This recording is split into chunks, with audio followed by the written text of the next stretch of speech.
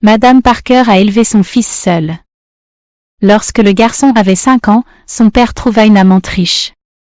Madame Parker n'eut pas le temps de se lamenter, elle était entièrement dévouée à son fils. Hugh grandit et sa mère remarqua qu'elle l'avait trop gâté. Son désir était de trouver une riche fiancée. Madame Parker lui répéta sans cesse que, plutôt que d'épouser une riche héritière, il devrait construire sa propre vie avec son propre travail. Pour cela, il devait beaucoup étudier et trouver un bon emploi. Ainsi, lorsque Hugh trouva une fiancée, Madame Parker fut très heureuse. Teresa était une jeune femme sympathique et intelligente, d'une famille ordinaire. Elle étudia dans la même classe que Hugh et après l'obtention de leur diplôme, ils décidèrent de se marier. Malheureusement, la mère de Teresa tomba gravement malade et ne put assister au mariage de sa fille. Mais Madame Parker aimait sa belle-fille comme sa propre fille, et Teresa, voyant cela, lui rendait bien. Le mariage fut modeste, avec la présence des amis et des proches les plus proches. Après la célébration, Hugh demanda à sa mère de venir vivre avec elle car Teresa était la seule à avoir un emploi, et il ne pouvait pas se permettre de louer un appartement. Le petit appartement de Teresa, hérité de ses parents, se trouvait dans une ville voisine, et ils décidèrent d'y emménager. Tout se passait bien. La seule chose qui préoccupait Madame Parker était le fait que son fils ne cherchait pas vraiment d'emploi. Il sortait quelque part, mais revenait souvent ivre, et il était évident qu'il n'était pas allé à un entretien d'embauche. « Fils, ce n'est pas bien. Teresa a trouvé un emploi, et tu as la même formation. »« Maman, tu ne comprends pas, Teresa a mieux étudié que moi et a été invitée à travailler dans l'entreprise où elle avait fait son stage.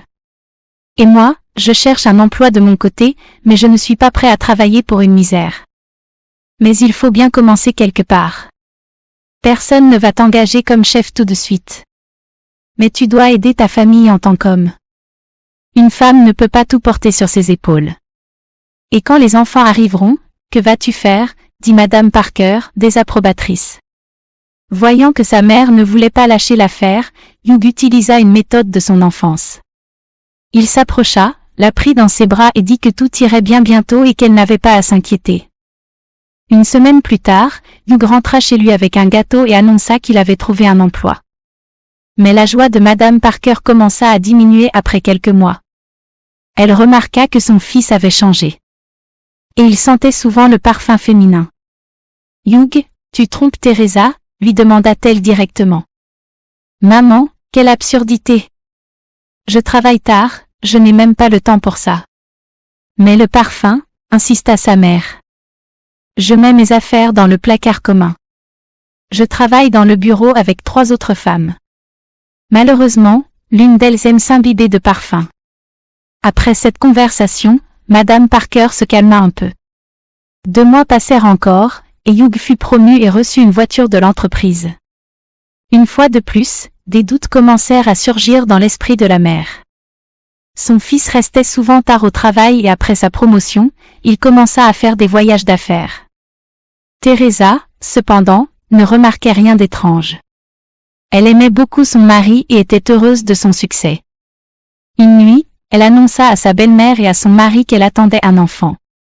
Madame Parker fut ravie, mais Hugh fut contrarié, car selon lui, la grossesse était trop précipitée, puisqu'ils n'avaient même pas de maison à eux. « Chérie, tu as maintenant un emploi, donc nous pourrons élever le bébé. De plus, ta mère est à proximité, ce qui est un avantage, car je pourrai retourner au travail tôt. Tu vas nous aider, n'est-ce pas ?» demanda Teresa en se tournant vers Madame Parker. « Bien sûr que je vais.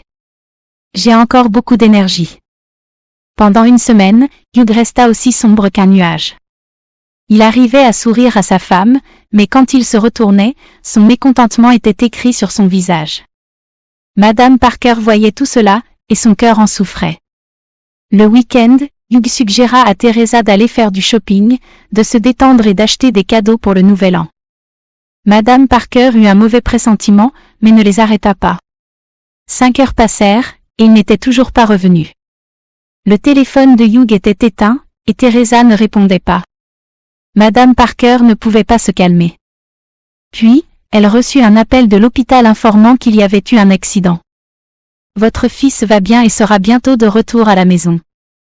Il a quitté l'hôpital, même si nous avions insisté pour une hospitalisation.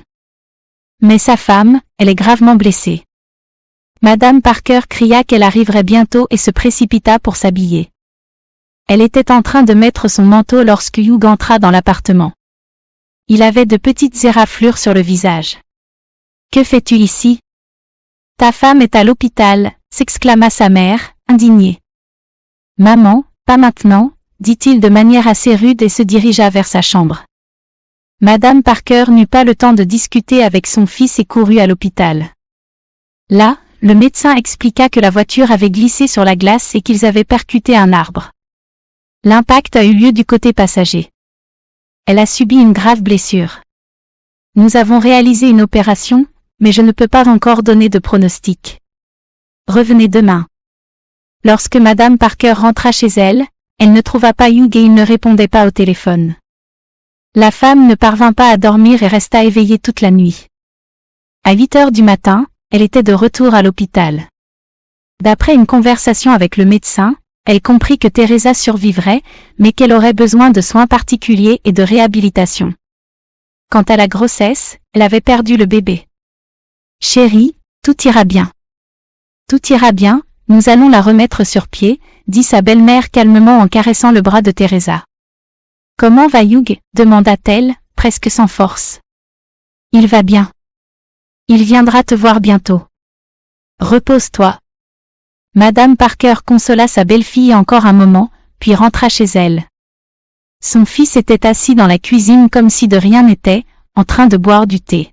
« Ta femme est à l'hôpital et tu es ici en train de boire du thé. »« Eh bien, maman, je me suis aussi blessée, » répondit le fils sur un ton de reproche. « Et Teresa ? » demanda-t-elle. « Teresa est vivante, mais elle ne pourra pas marcher. Elle aura besoin de soins et de réhabilitation. Mais le pronostic est bon. Dis-lui que je suis désolé, » dit Hugh fermement. En voyant l'étonnement sur le visage de sa mère, il ajouta, « Je demanderai le divorce demain.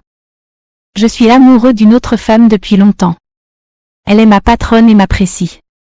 C'est la compensation pour Teresa. » Il pointa l'enveloppe sur la table.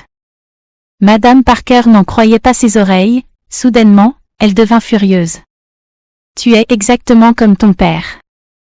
Tu te souviens de combien il a été difficile pour nous lorsqu'il nous a quittés pour cette femme riche ? » « Je me souviens, maman. C'est pourquoi j'ai laissé l'argent, » répondit-il. Sur ces mots, Hugh se leva et se rendit dans sa chambre, et quelques minutes plus tard, il en sortit avec une valise. Il lança les clés de l'appartement sur l'étagère du couloir et claqua la porte. Madame Parker baissa la tête dans ses mains et pleura. Teresa sortit de l'hôpital quelques semaines plus tard, mais elle ne pouvait toujours pas marcher. Avec l'argent que son fils avait laissé, Madame Parker acheta un lit et un fauteuil roulant spéciaux. Edgar, qui était un collègue de Teresa, se proposa de l'aider à rentrer chez elle. Teresa accepta le fait que son mari l'avait quittée. Elle ne pouvait pas se mettre en colère. Cependant, elle était très reconnaissante envers sa belle-mère de ne pas l'avoir abandonnée. « Comment pourrais-je te laisser, Teresa ? Tu es pour moi comme une fille. Pour nous, tout ira bien, et nous surmonterons tout. Et ce Noël, je pense que nous aurons un vœu commun. Les miracles arrivent, il suffit de croire en eux. » Plusieurs mois passèrent. Edgar venait périodiquement et aidait à sortir le fauteuil roulant pour que Teresa puisse prendre un peu d'air frais. Un jour, Madame Parker s'approcha de Teresa et lui remit un morceau de papier. Lorsqu'elle le déplia, Teresa vit qu'il s'agissait de l'acte de propriété de l'appartement de Madame Parker. « Et ton fils alors ? » demanda Teresa. « Il restera sans héritage, » répondit-elle fermement. « Je n'ai plus de fils, mais j'ai une fille, » répondit Madame Parker en l'enlaçant. Un mois plus tard, Teresa partit pour un nouveau programme de réhabilitation, elle se remettait avec confiance. Edgar continua à rendre visite à Teresa pendant son séjour à l'hôpital. Un jour, il se rendit intentionnellement chez Madame Parker et lui confia ses sentiments pour Teresa. « Vous voyez, je l'ai toujours aimée, depuis l'université, mais elle s'est mariée avec votre fils, alors je ne me suis même pas approchée d'elle. Ensuite, j'ai découvert que mes collègues recueillaient de l'argent pour son traitement et cherchaient quelqu'un pour aider au transport. C'est là que j'ai décidé que c'était ma chance. je veux lui proposer le mariage. Ça vous dérange? Madame Parker sourit et dit qu'elle serait heureuse que Teresa ait un homme aimant à ses côtés. Après cette conversation, Edgar remercia Madame Parker et se précipita à l'hôpital. Bien sûr, Teresa accepta de l'épouser. 6 mois plus tard, Madame Parker regardait sa fille dans une superbe robe blanche et Edgar élégant à ses côtés. Les parents d'Edgar ne purent pas venir car ils vivaient à l'étranger. « Maman, nous avons un cadeau pour toi, dit Teresa. Mais aujourd'hui est le jour de ton mariage, pas le mien, s'étonna Madame Parker. Le jeune couple rit et lui remit une enveloppe contenant un bon pour un mois dans un spa. Madame Parker n'avait jamais aussi bien reposé. Aujourd'hui, elle rentrait chez elle.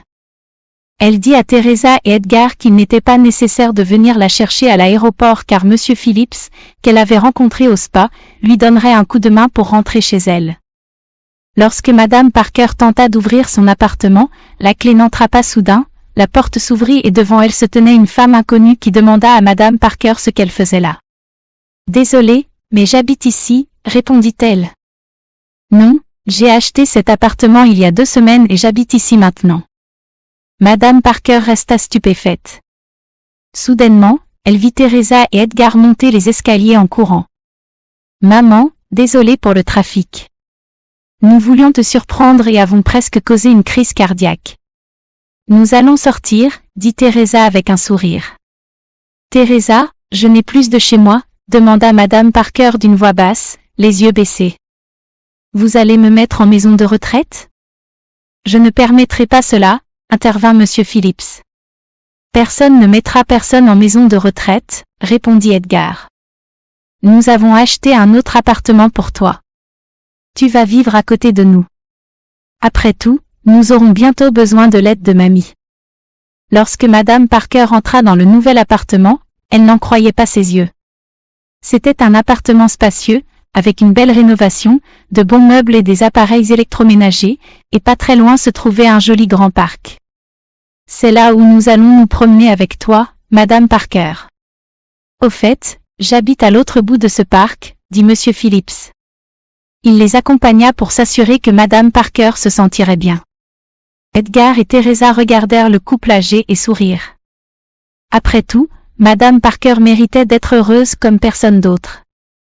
Maintenant, allons à notre appartement. La table est déjà dressée là-bas, et mes parents veulent rencontrer ma belle-mère. Monsieur Phillips, vous êtes également invité, dit Edgar en faisant un clin d'œil à l'homme. Si vous avez aimé, laissez un like et n'oubliez pas de vous abonner à la chaîne.